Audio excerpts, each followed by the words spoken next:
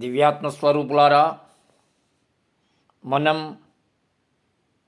అత్యంత అద్భుతమైన, సత్యమైన, సనాతనమైన భగవద్గీతలోని రహస్యాలను తెలుసుకుంటున్నాం, పరిశీలిస్తున్నాం. అందులో భాగంగా నేడు మనిషికి అహంకారం అనేటువంటిది ఏ విధంగా పనిచేస్తుంది, ఆ అహంకారం గురించి భగవద్గీతలో ఏమి చెప్పబడ్డదో తెలుసుకుందాం. అహంకారం బలం దర్పం కామం క్రోధం చ పరిగ్రహం విముచ్య నిర్మమ శాంతో బ్రహ్మభూయాయ కల్పతే.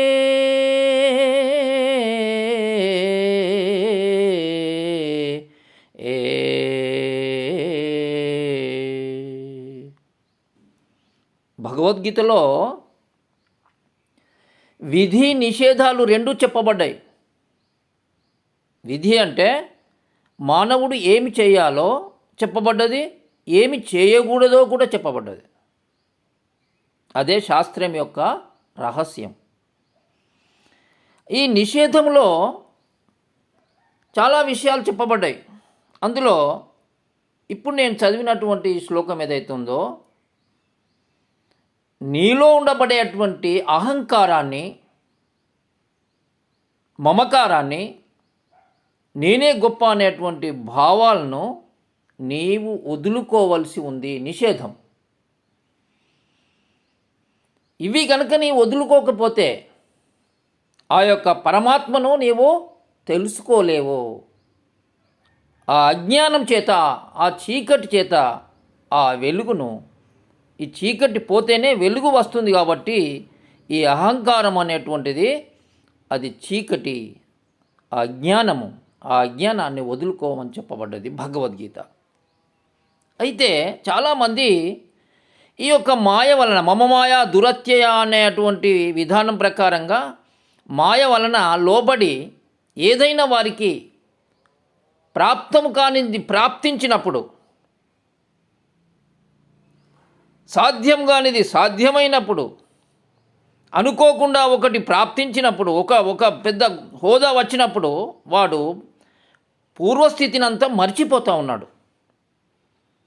పూర్వస్థితిని మర్చిపోయి అహంకారంగా నేనే గొప్ప, నాకంటే గొప్పవాడు లేడు అనేటువంటి అహంకారంతో మాట్లాడుతున్నాడు, ప్రవర్తిస్తున్నాడు.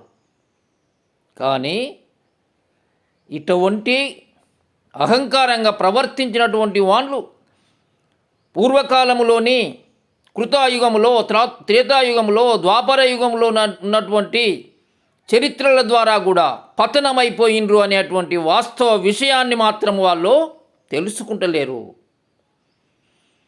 అదేంగాక కలియుగంలో కూడా అనేకమైనటువంటి చరిత్రలు చెప్తా ఉన్నాయి. ఎవడైతే అహంకారంగా ప్రవర్తించిండో, కొంతకాలము ప్రజలను ఇబ్బందికి గురి చేసి, హింస చేసి, ఆఖరికో వాళ్ళు అంతరించిపోయినరు, నశించిపోయినరు. ఆఖరకు వాళ్ళు తప్పిదాన్ని కూడా వాళ్ళు తెలుసుకొని మంచి మార్గములోకి వెళ్ళినటువంటి వాళ్ళు కూడా చాలామంది ఉన్నారు. కొందరైతే అదే ప్రవాహంలో కొట్టుకొని పోయినరు. కానీ కొంతమంది తెలుసుకొని, ఇదే అశోక చక్రవర్తి ఉన్నాడు, ఆయన ఏం చేసిండు? అహంకారంగా ఇది రాజ్యం అంతా నేను సాధించాలి అనుకున్నాడు. ఎంతోమందిని చంపిండు యుద్ధంలో. ఆఖరికి అతను ఏం చేసిండు? తనకు తానుగా తన మనస్సును ఒక్కసారి వెనుకకు మరల్చుకొని, అరే నేను చేసేది తప్పే కదా, మరి ఇంతమందిని చంపి నేను ఏం కొనిపోతాను అనే అటువంటి భావనకు మళ్ళీ రిపీట్ అయిపోయి అతడు నేను తప్పు చేసినా ఇక ముందు నేను తప్పు చేయకుండా నా జీవితాన్ని సమాజ సేవకు అంకితం చేస్తా అని చెప్పి మళ్ళీ అతడు అహింస మార్గాన్ని ఎన్నుకున్నాడు. కాబట్టి ఎలాంటి వృత్తిలో ఉన్నా, ఎలాంటి హోదాలో ఉన్నా, ఎలాంటి పరిస్థితిలో ఉన్నా కూడా తన యొక్క పూర్వస్థితిని మర్చిపోకుండా మధ్యలో వచ్చినటువంటి ఆ యొక్క అధికారాన్ని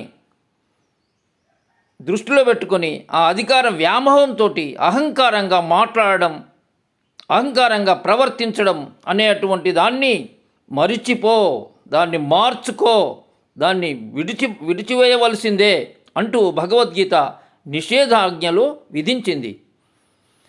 కాబట్టి ఇప్పుడున్నటువంటి వాళ్ళు కూడా అదేవిధంగా ప్రవర్తిస్తున్నటువంటి వాళ్ళను మనం చూస్తూ ఉన్నాం, ప్రతిరోజు వింటూ ఉన్నాం. అటువంటి వాళ్ళను కూడా దృష్టిలో పెట్టుకొని ఎవరైతే ధర్మ మార్గాన్ని, సనాతన ధర్మాన్ని మాత్రమే అనుసరిస్తారో, దాన్నే అంగీకరిస్తారో వాళ్ళకు మాత్రమే మనము సహకరించాలి.